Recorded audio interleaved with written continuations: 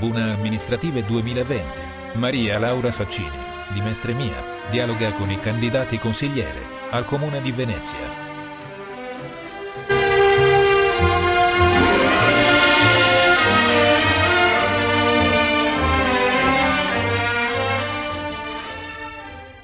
Buonasera e ben ritrovati agli amici di Mestre Mia e a tutti i cittadini che ci stanno seguendo.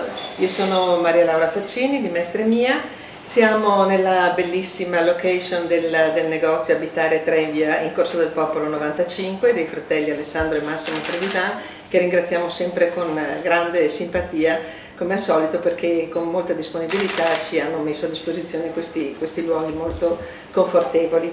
Ringrazio come sempre e saluto Andrea Sperandio, presidente di Mestre Mia, Riccardo Brunello, il nostro regista, sempre, e Sabrina Scarpa, la nostra simpaticissima fotografa. Ricordo che siamo in diretta streaming e il video appunto lo state vedendo in diretta, e si potrà vedere comunque il video completo registrato su YouTube da domani, digitando appunto su YouTube Tribune Amministrative 2020 e anche poi sul gruppo di Mestre Mia. E invito il pubblico come al solito a fare qualche domanda o nella chat direttamente da adesso in poi, oppure scrivendo all'indirizzo amministrative2020@mestremia.it.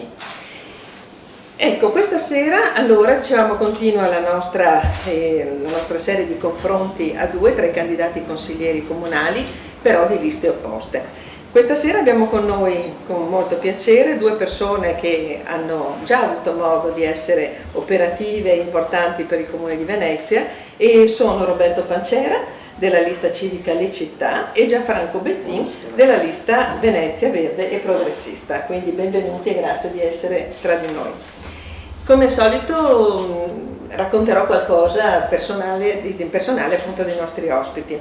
Allora, Gianfranco Bettin, nato nel 1955 a Marghera, dove risiede. Laureato in scienze politiche, ha insegnato e lavorato a lungo nel campo della ricerca sociale ed è giornalista pubblicista e collaboratore di quotidiani e riviste. Pratica molto sport, calcio, arrampicata, palestra, arti marziali, sempre naturalmente compatibilmente con gli impegni amministrativi. È stato consigliere regionale del Veneto per la Federazione dei Verdi alle elezioni politiche del 2006 e viene eletto appunto deputato. Assessore all'ambiente del Comune di Venezia nella giunta Orsoni fino al 2014. Dal 2015 viene eletto presidente della municipalità di Marghera per il centro-sinistra. È stato prosindaco di Mestre dal 1995 al 2005. È noto il suo forte impegno politico a favore dell'ambiente, del sociale, dei diritti dei lavoratori e dei cittadini in generale. È anche narratore e saggista. Roberto Pancera, nato nel 1960 a Venezia, dove vive con la sua famiglia, ha frequentato il liceo Cavanis di Venezia, è stato una giovane promessa del tennis del Veneto, è stato vice campione regionale juniores. È qui che nasce, appunto, durante la frequentazione del liceo Cavanis, che nasce il suo primo impegno civico all'interno degli organi collegiali, in qualità di delegato del Consiglio d'Istituto. Parallelamente è molto intenso il suo impegno all'interno del mondo cattolico, in occasione dei 2 referendum su divorzio e aborto, e successivamente anche in molte altre circostanze. L'impegno attivo in politica inizia nel 2004 all'interno delle fila dell'UDC. Candidato in più occasioni dal 2004 tra il 2004 e il 2015 alle elezioni comunali, provinciali e regionali e per il Parlamento. Ha raggiunto i vertici del partito dal punto di vista comunale, provinciale e regionale. È stato assessore della giunta Orsoni nel periodo 2010-2014 e prima al turismo e alle tradizioni e poi allo sport. È uscito nel 2016 dall'UDC e nel 2018 ha fondato con alcuni amici la lista civica Le Città, di cui è il coordinatore. In questa veste è con noi questa sera. Ecco, prima di cominciare, voi sapete tutti che giorno è oggi, è l'11 settembre, quindi oggi ricorre il 19° anniversario dell'attacco alle Torri Gemelle, e per tutti il ricordo di quelle immagini terribili delle migliaia di morti causati dal terrorismo resterà sempre indelebile. E mi sembrava quindi giusto ricordare, perché il ricordo tiene viva l'attenzione e stimola l'impegno a creare le condizioni affinché la violenza non rappresenti un modo per trattare i grandi problemi dell'uomo. E quindi è stato ricordato in molti modi oggi, mi sembrava anche giusto, diciamo, ricordarlo in questa sede. Ecco, allora voi siete rappresentanti di queste due liste che vi vedono contrapposti, perché voi appoggiate due candidati sindaci diversi, e vorrei sapere da entrambi da dove nasce questa lista, quali sono le motivazioni e in che misura Mestre e la Terraferma trovano una propria rappresentatività all'interno delle vostre liste. Roberto. Allora, la lista civica delle città nasce 2 anni fa, nel luglio 2018, nella convinzione che il sindaco Brugnaro, che in quel momento era arrivato al 3° anno, avendo però cominciato da neofita la sua avventura da sindaco, meritasse di essere aiutato per una sua riconferma, nella convinzione che comunque dei progetti abbiano bisogno di un arco di tempo maggiore dei 5 anni, soprattutto se poi questi 5 anni vengono fatti da una persona che il primo anno e mezzo lo ha dedicato a capire un po' il funzionamento della macchina amministrativa e le tante difficoltà che un sindaco deve affrontare, che non sono quelle necessariamente che il sindaco Brugnaro aveva individuato, perché forse pensava che la logica dell'impresa privata potesse essere trasferita tout court anche nella macchina comunale. Per chi come noi aveva già fatto l'esperienza di assessore, sappiamo che un conto è ipotizzare una delibera e un conto è riuscire a portarla a termine e vederne i risultati. I tempi tecnici della macchina amministrativa non sono i tempi tecnici di un'azienda privata, questo è evidente. È anche vero che in un'azienda privata uno si assume in prima persona la responsabilità, nella cosa pubblica gli organismi preposti decidono collegialmente quale strada intraprendere e quindi anche i ritmi sono necessariamente diversi e più lenti. Io ho comunque deciso di dare fiducia al sindaco Brugnaro e ho però ritenuto importante mettere in piedi una lista che fosse un laboratorio di idee, di persone che provengono sia dal mondo civico, quindi alla loro prima esperienza, magari che vengono dal mondo associativo, culturale, dello sport, della musica, e persone anche che invece in passato come me avevano già fatto un percorso e che però hanno ritenuto che il sindaco Brugnaro meritasse di essere aiutato per una sua riconferma. Siamo giunti alla vigilia delle elezioni, siamo ancora convinti di aver fatto la scelta giusta, siamo altrettanto convinti che la lista civica alle città possa dare un contributo importante al sindaco Brugnaro se dovesse rivincere per la seconda volta, perché ritengo che su alcuni temi ci sia da parte della mia lista la capacità di affrontare in modo diverso le molte soluzioni che ci sono all'orizzonte, ma soprattutto il tipo di Venezia e il tipo di città allargata che vogliamo sia fatta per le future generazioni. Quindi lei ha parlato di Venezia e città. Le città nasce dalla convinzione che non ci sono più 2 città, Venezia e Mestre. Il referendum ci ha fatto capire che i cittadini vogliono tenere unito il nostro territorio, però questo non significa che non ci siano delle specificità, solo che le specificità non sono più Venezia e Mestre con le loro proprie caratteristiche, ma le città sono più di 2. Marghera è una città con dei problemi di città, Chivignago Zelarino è una città, 39.000 abitanti, più di comuni quali Mirano o Spinea, che hanno le loro autonomie amministrative. Allora, o vogliamo disfare il comune di Venezia in tanti piccoli comuni, oppure invece dobbiamo puntare a un progetto integrato che però valorizzi le tante città. Questa è la sfida che abbiamo avanti a noi, e penso che su questo tutti vogliono valorizzare le città in cui i cittadini vivono. Il problema è come riuscirci. Grazie. Invece con la lista... La lista come si capisce dal nome, no? La lista verde progressista, così si chiama, nasce attorno ad alcune centralità. Con le linee guida le abbiamo riassunte in 3 parole: ambiente, lavoro e diritti. Le 3 grandi dimensioni che caratterizzano il nostro tempo per noi, sia a livello globale sia a livello locale.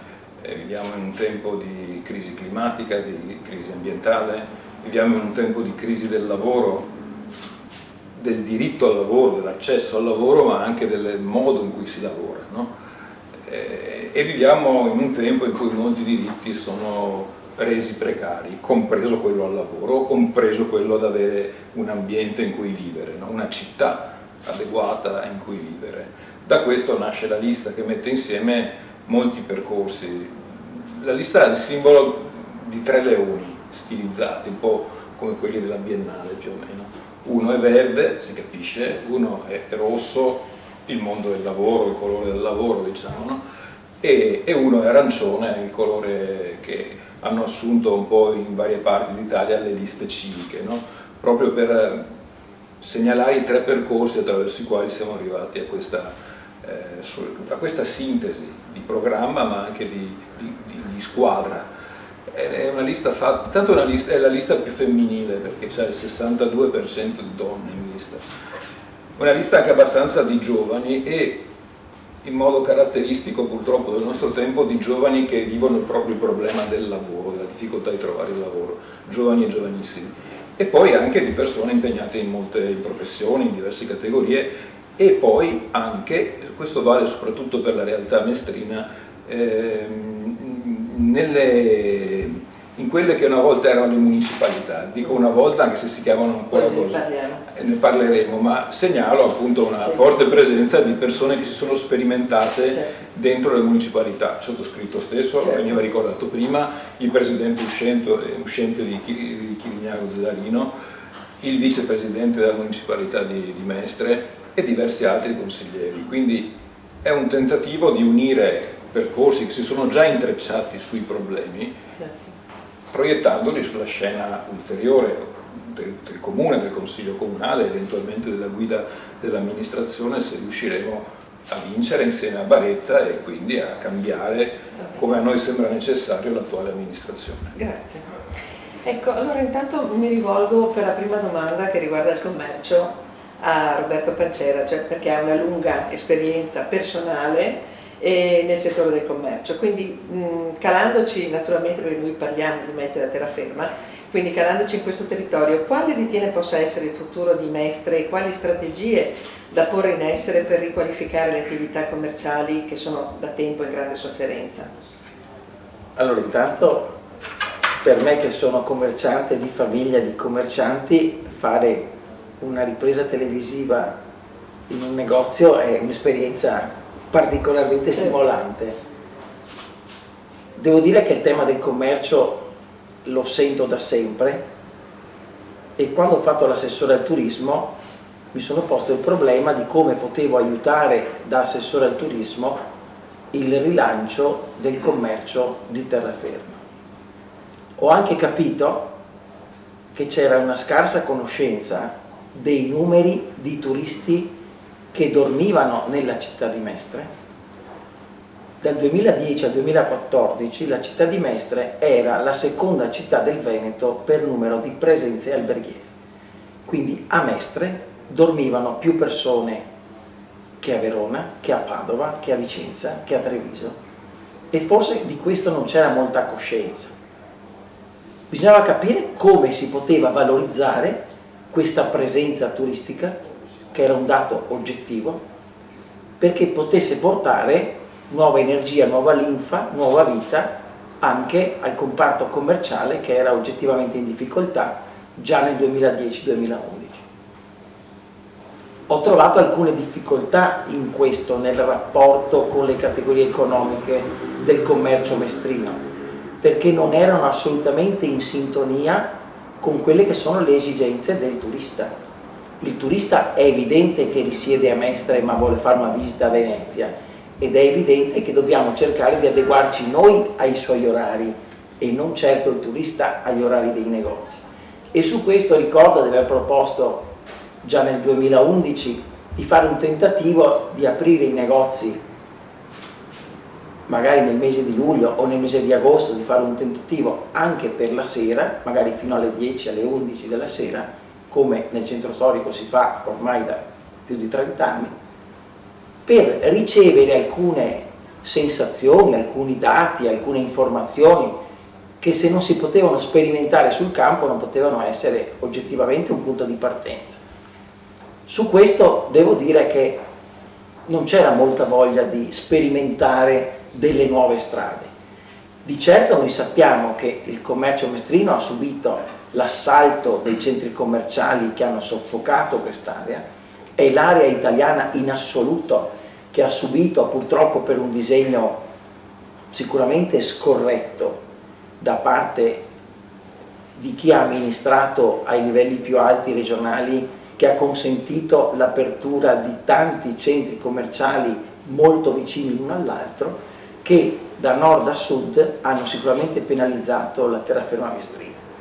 Ora sappiamo che nel mondo i centri commerciali stanno entrando in crisi, allora forse i negozi possono ripensarsi e cercare un nuovo rapporto con il consumatore, offrendo quella qualità, quel servizio, quell'attenzione che il centro commerciale non può dare.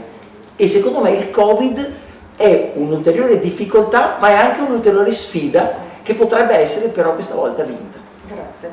Ecco, a proposito del commercio, quindi diciamo la domanda è la stessa, però aggiungo un fattore in più. Poco più di un anno fa l'amministrazione uscente ha fortemente voluto il Mestre Shopping District, però parlando anche con i cittadini, con i commercianti, sembra che questa iniziativa non riesca a decollare. Quindi, posto che comunque le proposte che ha fatto Roberto Pancera sono universali, direi, ci vuole qualcosa di più da parte dell'amministrazione, anche con delle iniziative come queste, ma comunque da seguire di più, o ci sono delle altre, o delle alternative, o delle altre idee da porre per il commercio? In realtà per aiutare il commercio bisogna aiutare la città. È un'illusione pensare di agganciarlo a qualche carro, che sia quello del turismo o che sia quello di qualche iniziativa magari volontaristica che non è supportata da trasformazioni strutturali della città.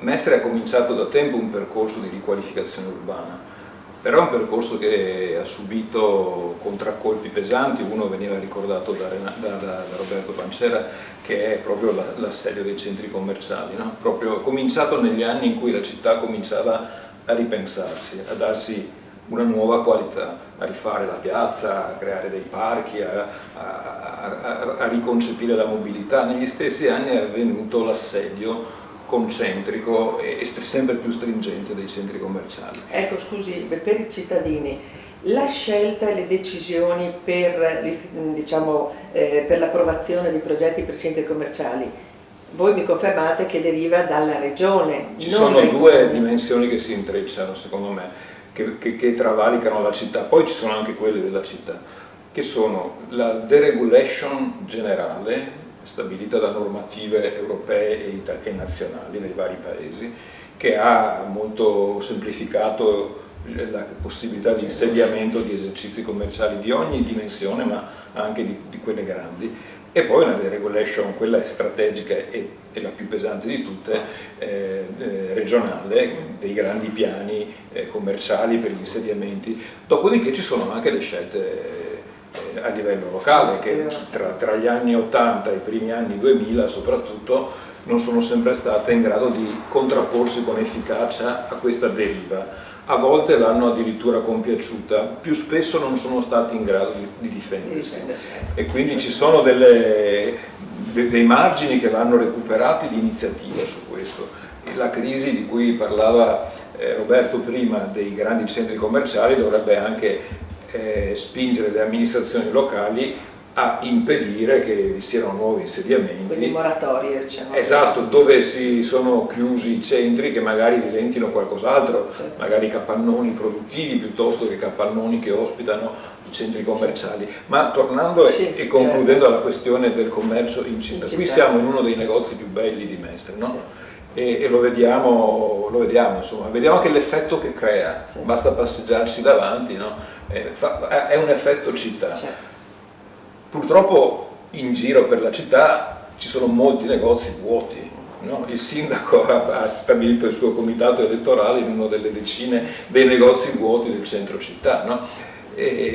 Perché c'è un problema legato alla capacità delle amministrazioni, è un problema che travalica le singole amministrazioni, no? Però noi ragioniamo anche sui risultati dell'ultima, di quella di cui stiamo per decidere chi verrà dopo, no? Un'incapacità di ridare dinamismo alla città, illudendosi che agganciandosi a qualche treno, tipo dal nuovo distretto degli alberghi, che è un dormitorio alberghiero che abbiamo qua, senza creare effetto città, oppure investire per riqualificare il centro pienamente, oppure illudersi che basti togliere qualche ZTL per portare i clienti qua a macchina sotto il negozio. Quindi no? quale sarebbe la sua invece prospettiva? Un forte investimento riqualificante della città. Della città. Continuare la linea che ha portato a Mestre l'università, che ha portato la città a dotarsi di un vero teatro, che ha portato la città a darsi strutture culturali importanti attorno a cui girano anche i turisti di cui parlava Roberto prima, ma allargare la dimensione anche di campus di Mestre, dato che abbiamo un'università crescente, no? Seguire questa linea, no? Io non credo e diffido chi ci segue dal credere a chi pensa che basti la bacchetta magica, arrivo io, arriva lui e le cose cambiano. Abbiamo una strategia di lunga durata, ma non partiamo da zero. Certo. Una delle critiche che noi rivolgiamo a Brugnaro è quello di aver detto Solivami prima c'era tutto il male, adesso vi faccio vedermi. Non ci ha fatto vedere granché. Ho capito. Ecco, parlando appunto dell'inquadramento che lei ha fatto, parliamo della cultura. Allora abbiamo chiesto a tutti i candidati sindaco quale sia la loro idea di cultura in città, perché Mestre, diciamo, è sempre stata un po' la sorella povera di Venezia, perché non c'è produzione, perché non ci sono abbastanza siti per raccogliere avvenimenti culturali, poi perché non c'è una programmazione culturale spalmata sui 12 mesi. E oggi sui quotidiani si legge che il sindaco, in caso di rielezione, terrà la delega alla cultura, però lui intende, c'era scritto, la cultura come qualcosa di molto ampio, quindi relazioni internazionali, industrializzazione, mentre a Mestre noi chiediamo qualche cosa di più, diciamo, concreto, proprio la classica programmazione culturale che può essere la musica, l'arte, qualsiasi cosa, però fatta per Mestre. Che cosa pensa? Allora, io su questo devo dire che quando ho fatto l'assessore al turismo dal 2010 al 2013, per la prima volta avevo chiesto al sindaco Orsoni, non avendo io la delega alla cultura, se potevo convocare le istituzioni culturali, nella convinzione che ci fossero grandi eccellenze nella nostra città, che però vivevano ognuno di luce propria. Noi abbiamo bisogno. A Venezia ci sono istituzioni culturali del Comune di Venezia, i musei civici, ci sono istituzioni culturali nazionali, le gallerie dell'Accademia, e ci sono istituzioni culturali internazionali. Il problema è cercare che il Comune di Venezia, l'amministrazione, e quello io ero riuscito per 1 anno e mezzo a realizzarlo, metterli attorno a un tavolo e farli ragionare con una testa unica, in cui si cerca che la programmazione, la calendarizzazione, quello che abbiamo detto di spalmare durante l'anno gli eventi, non avere delle sovrapposizioni di stagioni troppo intense e poi di stagioni senza eventi, comunicare assieme l'offerta culturale della città. Per 1 anno e mezzo ci eravamo riusciti, abbiamo cominciato a comprare pagine intere delle riviste specializzate sulla cultura che sappiamo nei maggiori quotidiani italiani vengono lette da chi vuole frequentare le città d'arte valutandone l'offerta culturale. Su questo Mestre può giocare un ruolo importante, perché se l'offerta culturale aumenta c'è bisogno di spazi nuovi e Mestre può dare degli spazi che a Venezia non ci sono. Certo, la sfida dell'M9 ad oggi non è stata certo vinta, ma anzi il progetto iniziale, che io non ho mai condiviso, devo dire, di un museo tecnologico non mi ha mai visto d'accordo, per un semplicissimo motivo: la tecnologia corre più veloce delle amministrazioni. Nel momento in cui io decido un disegno tecnologico di un museo, il giorno che io andrò ad aprire, a inaugurare quel museo, quella tecnologia sarà già obsoleta, perché le tecnologie corrono e i paesi in tutto il mondo hanno una competizione sfrenata sulla tecnologia. Il concept che è stato studiato per l'M9 purtroppo non è stato corretto. L'M9 è una grandissima opportunità, dobbiamo rivedere completamente la sua mission, e su quello Mestre potrà rinascere anche da un punto di vista culturale. La Biennale parallelamente ha già cominciato, ma può intensificare l'utilizzo della terraferma e di tutte le città attorno a Venezia, della terraferma mestrina, che possono essere occasione di crescita. Lo abbiamo visto in alcune occasioni, dico la mostra di Klimt ai Candiani 2 anni fa, tanto per citarne una, ma comunque ci ha fatto capire che c'è voglia a Mestre di cultura, c'è bisogno che un'amministrazione riesca, mettendo tutte le istituzioni culturali attorno a un tavolo, a far valutare la grande opportunità che offre la terraferma mestrina per fare cultura nella nostra città. Grazie. Lei adesso mi risponde, però io voglio ricordare una cosa che lei ha detto da sempre e che ha trovato la condivisione di molti, cioè l'M9 che è un museo a Mestre e non di Mestre, che poi è quello che ha detto Roberto Pancera.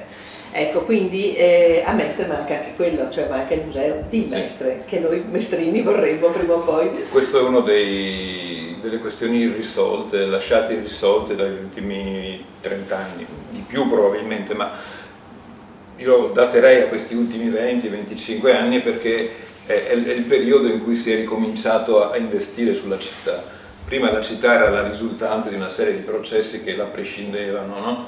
Diciamo tra gli anni 80 e gli anni 90 comincia a esprimere un'idea di sé, a darsi una strategia e comincia a dire cosa ci manca per essere fino in fondo la città che vorremmo essere, no? Tra queste cose c'è anche il museo della città e l'M9 non ha risolto questo problema, anzi lo ha fatto sentire forse in modo più stringente, no? Perché abbiamo avuto una cosa che è un palazzo anche bello architettonicamente, che ha delle grandi potenzialità ma che non c'entra con quella dimensione lì che invece bisogna, anche perché la città e il centro studi storici, altre associazioni di storici hanno a lungo ragionato sul museo che sarebbe utile avere in città, no?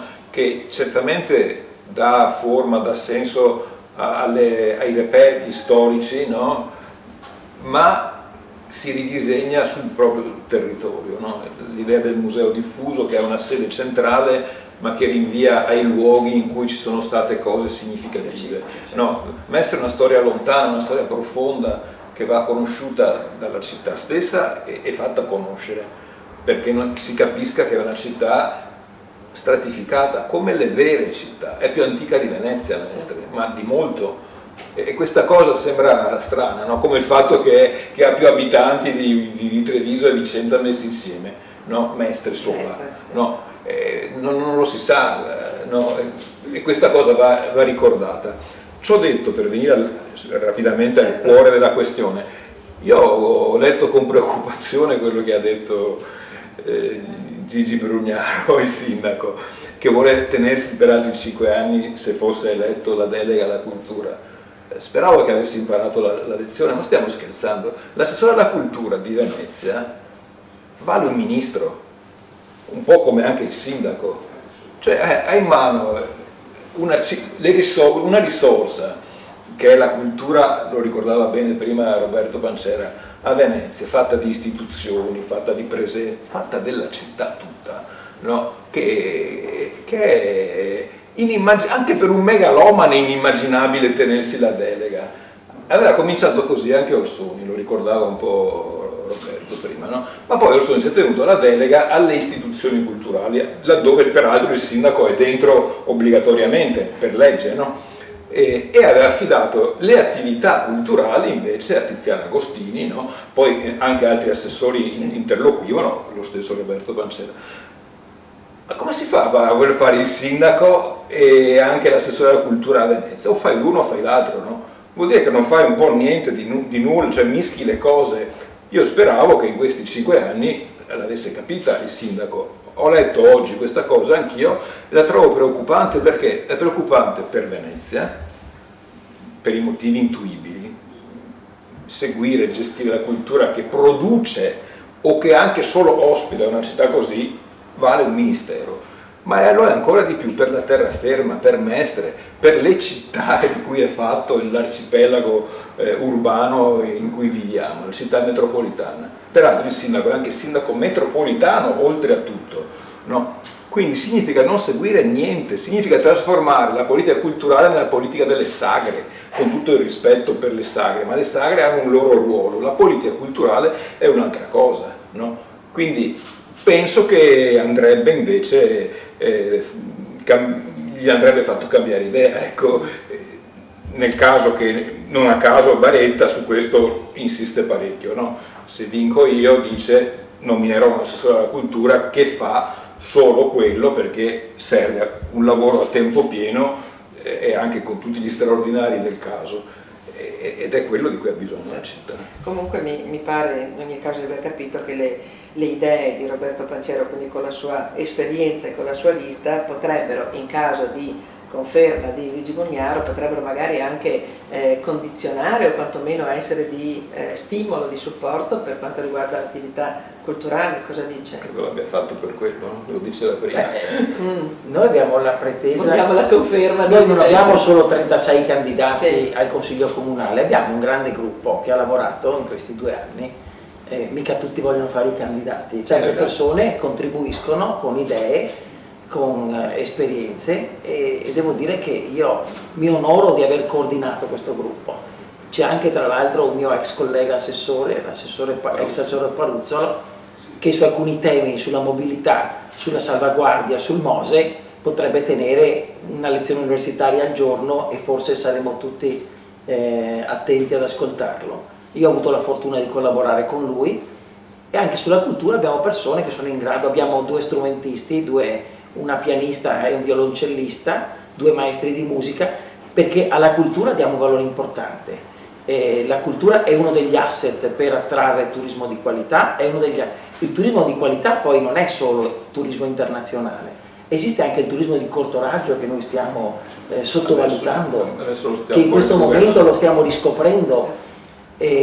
Quando ero assessore al turismo abbiamo fatto uno studio con l'Università Ca' Foscari che ha dimostrato che quando parliamo male del turista occasionale, quello che fa il giornaliero, stiamo facendo una forzatura che non distribuisce il giudizio in maniera corretta. Esistono gli spiaggisti che sono un peso per la città, che vengono a consumare la città, da Jesolo, da Bibione, fanno la gita, vengono già con i panini che gli hanno dato in albergo, che gli hanno dato al campeggio, di quelli non abbiamo molto bisogno. Ma esiste invece un turista di corto raggio, da Padova, da Vicenza, da Verona, che viene a Venezia, frequenta le occasioni culturali che la città offre, frequenta i ristoranti, fa dello shopping, è un ottimo cliente per la nostra città. È un budget. Tra l'altro una parte di questi ha trovato proprio in Mestre una specie di hub,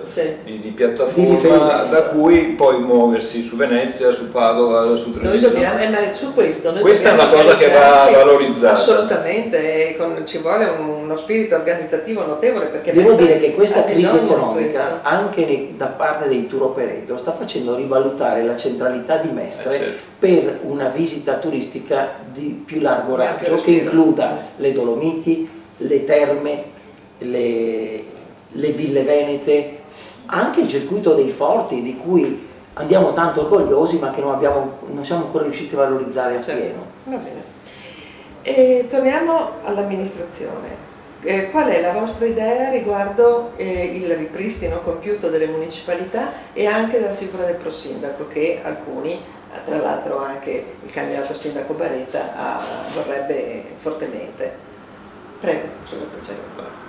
Intanto io vorrei veramente sottolineare la brutalità della decisione di svuotare le municipalità assunta dal sindaco, dal consiglio comunale, perché poi è stato un atto del consiglio comunale, con una motivazione che è la peggiore possibile. Siccome non erano d'accordo con me, del mio colore politico, io gli tolgo le risorse e le deleghe.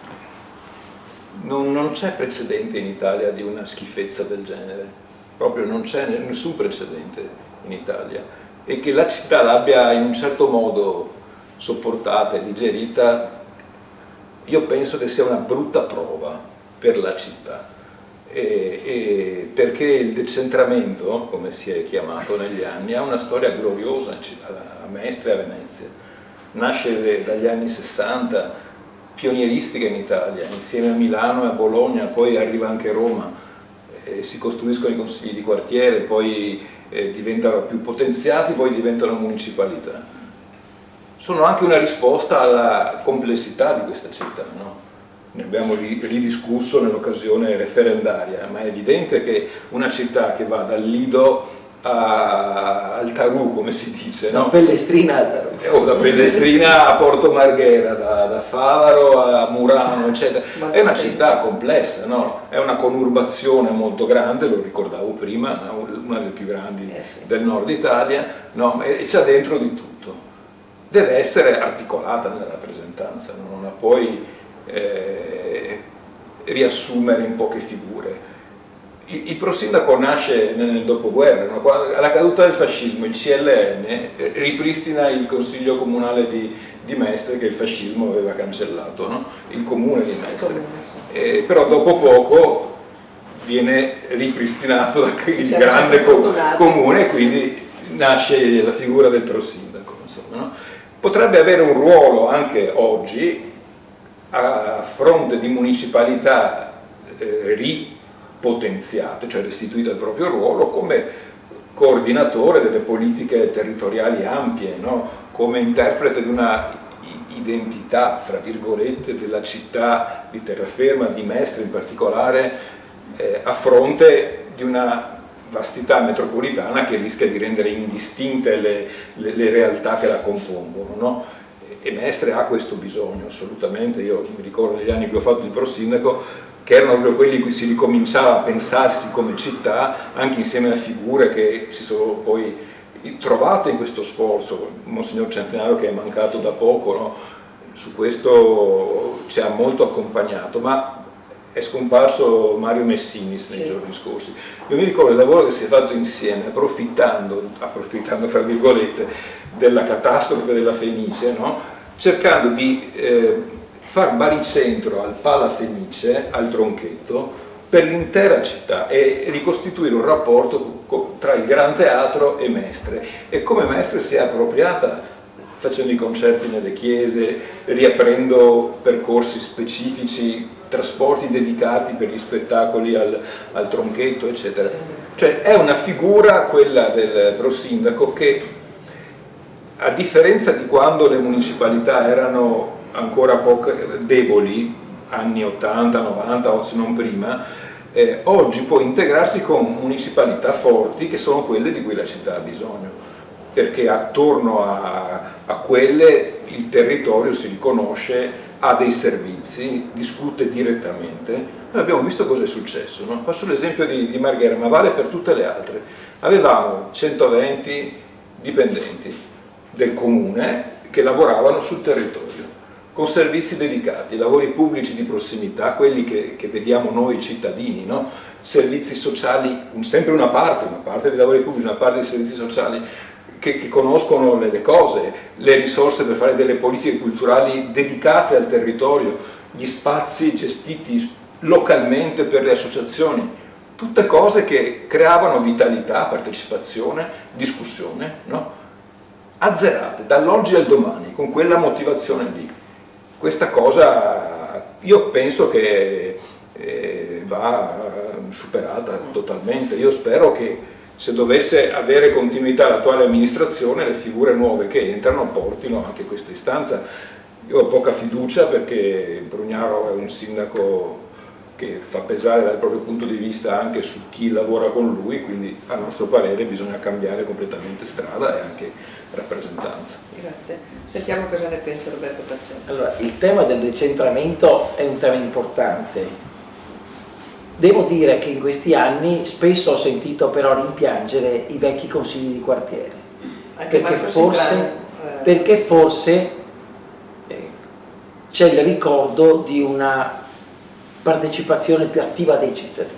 Non sempre la municipalità, adesso non parlo di quelli di Marghera, di Gianfranco Bettin, che è una persona che ha sempre cercato un rapporto con il territorio, però io ho avuto l'impressione, Gianfranco, che in molti casi, in molte municipalità, la politica abbia prevalso sul servizio al cittadino. E allora in questo senso non diventa più un ufficio di prossimità a disposizione soprattutto dei cittadini più deboli, perché il cittadino che ha una sua forte corazza, che ha una relazione, che ha una rete di relazioni, in qualche modo il problema se lo risolve con una telefonata a un amico, all'amico dell'amico, ma il cittadino indifeso non sempre ha trovato nelle municipalità del nostro territorio, parlo senza puntare il dito su nessuno, le nostre isole per esempio, le nostre isole per esempio avrebbero bisogno di uffici di prossimità prima ancora delle municipalità. Poi le municipalità devono fare un'azione di coordinamento di queste esigenze, ma forse non devono diventare dei parlamenti supplementari al Consiglio Comunale. Devono cercare di cogliere le esigenze dei cittadini e aiutare l'amministrazione comunale a prendere le decisioni per risolvere questi problemi. Quindi comunque in linea di massima l'equilibrio non è facile, è un equilibrio dinamico naturalmente, che non si risolve da un giorno per l'altro. Di certo non possono essere le municipalità a servizio dei partiti, ma devono essere a servizio dei cittadini. Vale anche per il Consiglio Comunale, no? Certamente. Ma non è un buon motivo per azzerare il Consiglio Comunale. E qua invece è stata azzerata la municipalità. Sono d'accordo. Penso che il sindaco Brugnano su questo stia rivedendo le sue posizioni. So che ha scelto volutamente delle persone giovani perché rilancino l'idea della municipalità, questo gli fa onore. Ritengo anche però che in passato troppo spesso le municipalità siano state usate dai partiti per piazzare un po' di persone invece che per essere al servizio dei cittadini. Hanno anche formato degli amministratori. Hanno anche formato. Nella giunta uscente ci sono diversi assessori che si sono formati dal basso nelle municipalità, imparando a distinguere cos'è una delibera, cos'è un ordine del giorno, come si risolve un problema, non come lo si denuncia e basta, no? Perché anche questo, lo svuotamento delle municipalità rischia di mandare indietro un organo. Deve essere sempre ponendo al centro il cittadino e non ponendo al centro. Ma non c'è dubbio, è disciplinata dalla legge questa cosa. Cioè il testo unico degli enti locali dice cosa possono fare o non possono fare le municipalità. Per cui c'è anche chi, hai ragione tu, ne fa una palestra di esercizi retorici, il Consiglio Comunale no, il Parlamento no, ma mica aboliamo il Parlamento, il Consiglio Comunale no. Ecco, a proposito di questo, noi abbiamo raccolto, perché ne abbiamo avute tante, delle osservazioni appunto dei cittadini. E a proposito, perché voi siete proprio le due persone che possono rappresentare questo, una persona mi dice: i cittadini lamentano molto la mancanza di collaborazione tra maggioranza e opposizione in Consiglio Comunale. La maggioranza non sembra ascoltare le istanze dei partiti di opposizione e questi non approvano praticamente mai le proposte che la maggioranza presenta. Questa è una storia che si perde nella notte dei tempi. Data la grave situazione del Comune di Venezia, diciamo dal punto di vista così, di quello che è successo, eccetera, vi sentireste voi di prendere l'impegno con i cittadini, di valutare a mente aperta e massima collaborazione tutte le proposte da approvare senza porre opposizioni solamente di carattere ideologico, quindi se voi diventaste appunto consiglieri comunali, perché i cittadini sentono questa grave contrapposizione, perché poi si vede, adesso che poi ci sono le dirette dei consigli comunali, si vede tutto, prima magari era più chiuso. Cosa potreste rispondere a questo cittadino? Che Venezia è una città che ha bisogno di collaborazione tra maggioranza e opposizione. I grandi fatti politici e istituzionali e anche programmatici di Venezia sono avvenuti con la convergenza delle forze principali in diverse epoche. La legge speciale per Venezia, lo strumento più prezioso che abbiamo avuto nell'ultimo mezzo secolo praticamente, perché ha portato risorse, poteri, attenzione generale, no? Nasce proprio dalla convergenza tra maggioranza e opposizione in Consiglio Comunale, ma sapendo che siccome Venezia è una città che per Venezia intendo tutta l'area comunale e sovracomunale in realtà, no? Ha bisogno di attenzione, ovviamente delle risorse proprie, ma da parte della Regione, da parte dello Stato in particolare, no? E tu non riesci a mobilitare questi livelli istituzionali se hai una forte conflittualità tra la maggioranza e l'opposizione, qualunque esse siano nella tua città, perché è difficile che tu hai la stessa maggioranza ovunque.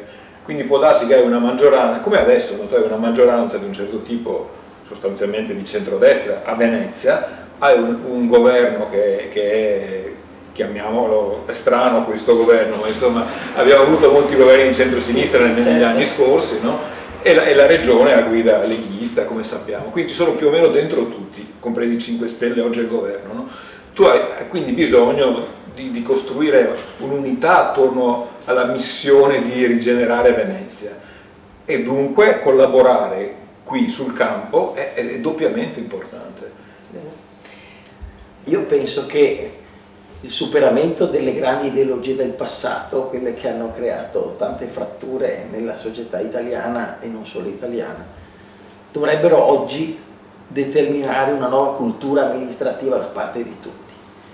Non ci sono temi che sono necessariamente di destra o di sinistra, ci sono i problemi dei cittadini che vanno risolti e molto spesso collaborando si possono trovare soluzioni che vanno incontro alle esigenze dei cittadini e sono soluzioni che non sono né di destra né di sinistra, sono soluzioni di buon senso, di necessità per rendere la vita dei cittadini migliore di quella che è oggi. Lo vediamo oggi con il Covid a Roma, le difficoltà che ci sono a trovare delle scelte condivise, la debolezza dell'Italia in Europa perché nel proprio interno non riesce a esprimere una linea condivisa, quindi bisogna superare questo preconcetto di maggioranza e opposizione in cui l'opposizione metteva solo tra le ruote la maggioranza e la maggioranza cerca di umiliare l'opposizione. Non è questo il modo di fare l'interesse del cittadino, è una nuova cultura amministrativa che va diffusa. Mi auguro che i nuovi giovani che si avvicinano alla politica riescano a superare questi steccati che le nostre generazioni non sempre sono riuscite a superare. Comunque cominciamo da voi,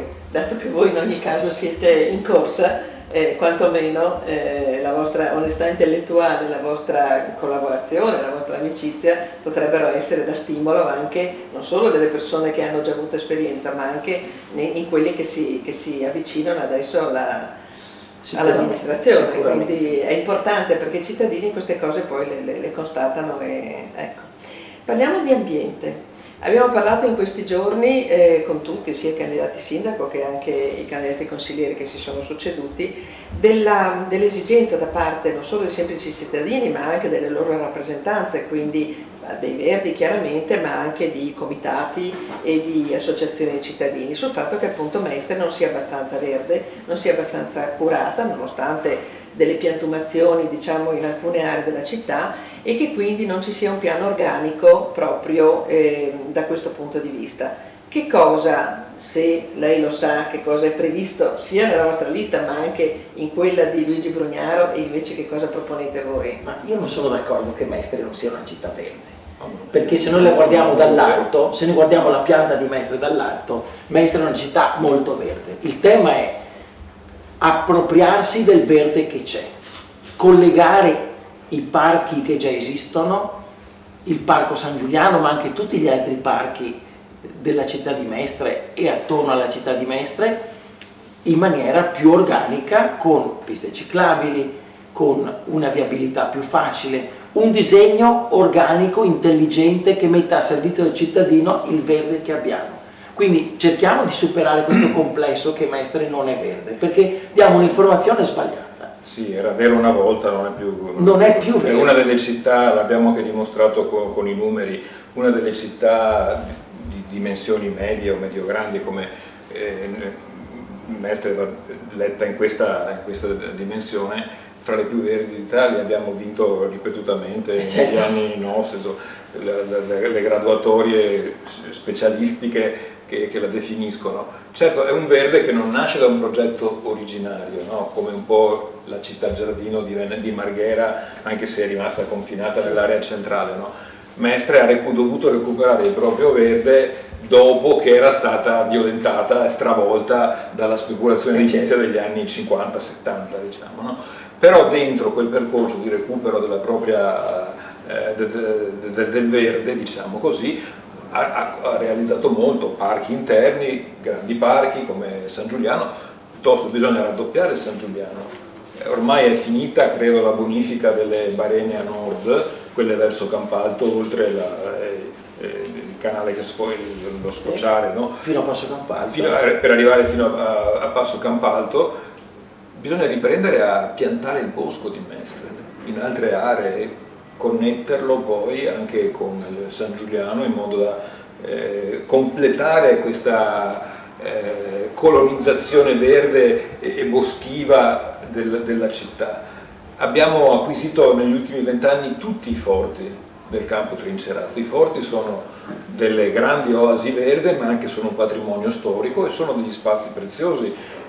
Bisogna investirci. Adesso noi abbiamo vissuto gli anni delle vacche magre, no? Gli anni in cui i comuni tutti sono stati duramente colpiti dai tagli, dal patto di stabilità, eccetera. Adesso si è ripreso, per fortuna, a dare trasferimenti ai comuni, no? A dare risorse. Una parte di queste risorse va fatta anche per questo, va utilizzata per questo.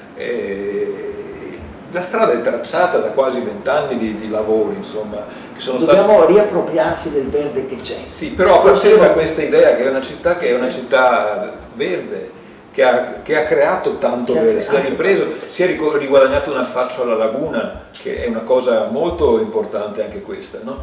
E quindi va continuato questo sforzo. Certo. Parliamo di un'altra cosa che a Mestre è molto sentita. Allora, i cittadini anche se l'ambiente non è solo il verde, sì, sono certo, tante altre certo, cose. ma siccome purtroppo è tanto interessante ascoltarvi, ma il tempo corre, e allora dobbiamo stringere, se no diamo poche risposte ai cittadini. Allora, i cittadini chiedono maggiori interventi sul territorio perché la situazione nelle strade, a cominciare chiaramente purtroppo dalla stazione, da via Piave, ma anche via Cappuccina, Corso del Popolo e anche le zone limitrofe, sta peggiorando giorno dopo giorno. Anche lei naturalmente si è esposto molto da questo punto di vista. Dobbiamo dare sicurezza ai residenti, alle famiglie, ai bambini, alle donne, agli anziani, e bastano gli agenti che sono stati oltretutto presi anche in numero maggiore di quanto fosse un tempo per diciamo, aiutare e affrontare questo problema. Che altre proposte voi avreste per affrontare e cercare di risolvere questa cosa? Allora, il tema della sicurezza sappiamo che in primis è un tema di politica nazionale. Le forze di polizia sono coordinate dal prefetto di Venezia e noi che in più occasioni abbiamo incontrato il prefetto anche in passato, purtroppo l'Italia è un paese che sta investendo poco nelle forze di polizia e ci sono tante città italiane con delle difficoltà molto superiori alle nostre che attirano risorse molto superiori alle nostre. Il sindaco Brugnaro ha fatto nel 2016 la grande retata in via Piave, in cui per la prima volta lo Stato ha messo a disposizione un piano organico di forze di polizia che non si erano mai viste in nessuna città italiana. È stato un esempio per il paese, però non mi sembra che abbia poi avuto seguito. Forse iniziative di questo tipo andrebbero fatte più spesso. Capisco che siano molto difficili da organizzare e portano via enormi risorse, però quello poteva essere un modo forte di dimostrare la presenza dello Stato che non ha paura di fronteggiare la delinquenza. Il sindaco Brugnaro sta lavorando cercando di fare una forza di polizia che però non avrà mai i poteri delle forze di polizia tradizionali, polizia carabinieri, guardia di finanza. Quindi ci sarà sempre questa difficoltà che la polizia municipale, per quanto addestrata in maniera più precisa e più mirata, come adesso anche i cani antidroga, però non potrà mai sostituire la polizia di Stato, che è quella delegata al controllo del territorio. Quindi l'equilibrio è sempre molto difficile e dinamico, e sta anche al sindaco cercare di lavorare a stretto contatto con i prefetti, che poi molto spesso, tra l'altro, sappiamo statisticamente cambiano rapidamente, e quindi il rapporto non è mai così facile. Grazie. Beh, la grande retata del 2018 18, ho sbagliato. l'ha fatta la Procura della Repubblica con grandi investigatori che ci hanno lavorato un anno. Il comune non c'entra niente con questa cosa qua, e quella retata ha funzionato perché ci hanno lavorato a lungo, hanno incastrato, non è stata presa a caso la gente che è stata uno studio. Ogni arrestato aveva Il suo fascicolo di studio esattamente dietro, sì. E quella cosa ha funzionato. Cosa che non ha funzionato, che se tu fai solo quello, il giorno dopo quelli che sono andati in galera vengono sostituiti come niente da altrettanti come loro. A Mestre il problema è, primo, che è un crocevia, l'abbiamo detto anche prima, per il turismo, per altre cose, e anche per gli spacciatori, per il narcotraffico, che è diverso dagli spacciatori. È diventata una centrale importante per il narcotraffico, non per lo spaccio che c'è dappertutto, per questa cosa qua, in cui convergono tutti, quelli che reggono le grandi fila, che sono soprattutto nel Veneto l''ndrangheta in particolare, e le mafie nigeriane, magrebine, balcaniche e italiane, anche le altre, diciamo, oltre all''ndrangheta che è la cupola delle cupole, no? E poi tutti quelli che vendono a livello di strada, eccetera. C'è questa presenza, e poi c'è una presenza ormai stratificata di forse 1 migliaio di tossicodipendenti, oltre ai clienti occasionali, medi e abituali, ma non ancora dipendenti, che fa sì che qui la domanda di eroina in particolare, ma non solo, poi la gente sente di più l'eroina, no? Perché è quella che crea le cose che abbiamo tutti in testa, no? Poi c'è la cocaina, le altre cose che hanno altri giri, no? Crea una domanda rigida, che se tu tiri via quelli che riforniscono, quelli che esprimono questa domanda, no? Non cambia niente. Al massimo, se fai una grande retata che costa 1 anno di lavoro, no? Per 3 giorni, 1 settimana, ma dopo torna come prima. Il problema sono quel migliaio di persone a cui nessuno fa nulla. Cioè, se il comune non assume 3 vigili o 30 vigili, c'è la polizia di Stato, hai detto bene, ci sono i carabinieri, c'è la finanza, eccetera. Ma la polizia, i carabinieri, la finanza non possono assumere gli operatori sociali, sociosanitari, psicologi. Quindi è un problema sociale. Quindi c'è un versante sociale e sanitario che qua è praticamente azzerato di fronte alla crescita che ha avuto il fenomeno. E Brugnaro pensa che con Cuma, col cane, e con i valorosissimi vigili urbani, no? Si faccia tutto. Lui ha irriso l'altra volta in campagna elettorale le politiche sociali, che non sono antagoniste alle politiche repressive, sono l'altra faccia, ma è il procuratore e il questore ogni volta che fanno una retata vera, che dicono noi abbiamo fatto il nostro, serve quell'altra cosa. Tu hai un CERT ridotto ai minimi storici, su cui il comune non alza mai la voce perché vuol tenersi buona la regione, e che dipende dalla regione. C'hai gli operatori, che avevamo un esercito di operatori negli anni duri, no? Che ovviamente sono invecchiati, andati in pensione, cambiato lavoro, ridotti al minimo storico anche loro, che insieme, se fossero potenziati, dovrebbero, fra virgolette, aggredire quel migliaio di tossicodipendenti che hanno domani mattina, se tu gli porti via tutti i pusher, sono ancora tossicodipendenti quelli là, no? Devi avviare una strategia che nel giro di alcuni mesi, nel giro di 1 anno, 2 anni, li riduca progressivamente, perché gli offri delle vie d'uscita, li prendi in carico. Questa è la cosa che manca. Cioè Brugnaro pensa che io gli dico a lui, no, che bisogna fare questa roba perché sono buono. Io non sono buono, sono feroce contro i tossicodipendenti. Quanto mai Brugnaro lo è stato in vita sua. È che io so che una politica integrata è necessaria oggi. Reprimere, prevenire e curare, perché se io tiro via gli spacciatori domani sono là quel migliaio che vanno in cerca della roba, e quindi bisogna gestirli, bisogna disgregarli, dargli delle vie d'uscita.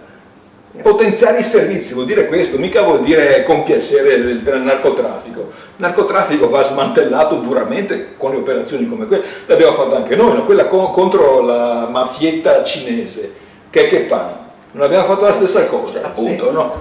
C'è anche la legge che consente di sequestrare i beni oggi, che quindi aiuta. Però qua il problema della domanda è che ci fa la gente. In strada ci sono gli spacciatori, la gente, i ragazzi che muoiono, no? Abbiamo questo triste primato negli ultimi 2 anni, la città che ha avuto più morti di eroina.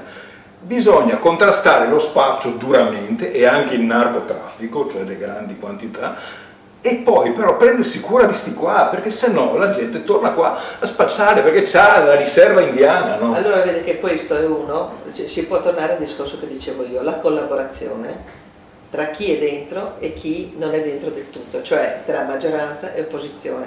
Questo è uno dei problemi che riguardano tutti i cittadini, che non può avere colore politico e che riguarda...